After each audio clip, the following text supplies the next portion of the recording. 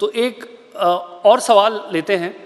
ये संतोष पाटिल जी का नाम मेरे पास आया है। संतोष पाटिल जी एक सवाल पूछना चाहते हैं आपसे। संतोष पाटिल जी अपना सवाल पूछें। प्रधानमंत्री जी नमस्कार। मैं संतोष पाटिल कर्नाटक से हूँ। आज कर्नाटक के लोगों के लिए बहुत ही खुशी का दिन है। आज आपको भी पता होगा कि जगत गुरु बसवेश्वर जी का जयंती है। पिछली बार जब आपने लंदन को आए थे तो तब आपने जगत गुरु बसवेश्वर जी का प्रतिमा का अनावरण किया था। तो मेरा प्रश्न आपसे ये है कि आप उनके जीवन और उनके विचारों को कैसे देखते हैं और आप क्या उनके विचारों को कैसे आगे ले जाने के बारे में सोचते हैं? थैंक यू, धन्यवाद। देखिए, हमारे देश का एक दुर्भाग्य है कि आज़ादी के बाद भारत की महान परंपरा, संस्कृति, इतिहास उसको भुला देने का भरसक प्रयास हुआ है। आपको एक परिवार से बाहर कुछ पता ही नहीं चलने दिया गया है। बहुत लोगों ने शायद बसवेश्वर जी का नाम आज पहली बार सुना होगा। 12वीं सेंचुरी के महापुरुष कर्नाटक के, और मैं आप में से किसी को रुचि हो तो भगवान बसवेश्वर के वचन पढ़ने जैसे हैं और आज सभी भाषाओं में उपलब्ध है, सभी भाषाओं में उपलब्ध है।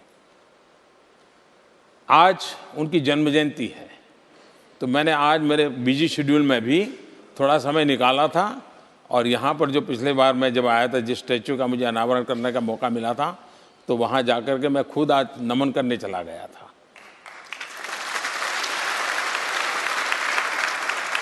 देखिए, हमें हमारे लिए गर्व ही नहीं है, हमारा दुर्भाग्य ही है जी। हमें अपनी महानताओं का पता ही नहीं है। हम मैग्ना कार्टा के लिए जानते हैं, पढ़ते हैं। हम डेमोक्रेटिक वैल्यूज के लिए दुनिया से सारी बातें होता है।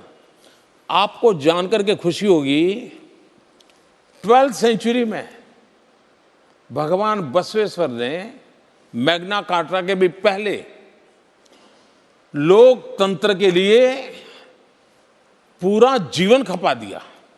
उन्होंने एक अनुभव मंडपम नाम की व्यवस्था की और समाज के सब वर्ग के लोग वहां बैठते थे और सामाजिक समस्याओं का चिंतन करते थे। और उस जमाने में कंपलसरी महिला प्रतिनिधि रहती थी उसमें 12वीं सेंचुरी में, और सामाजिक समस्याओं का निदान निकालते थे और फिर समाज का प्रबोधन करते थे।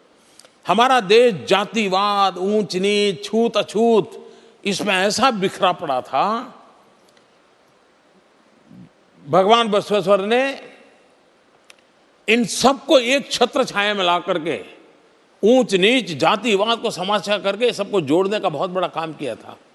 और अभी जो आपने बेसब्री वाली बात कही थी, मुझे भगवान बसवेश्वर जी की एक बात याद आती। उनका एक वचन है, उस वचन में उन्होंने कहा है कि जहां ठहराव है, मुझे शब्द मेरे होंगे लेकिन मुझे भाव याद है, जहां ठहराव है वहां जिंदगी समाप्त है, और जहां पर गति है वहां पर जिंदगी के नए आयाम की संभावनाएं नित्य नूतन होती हैं।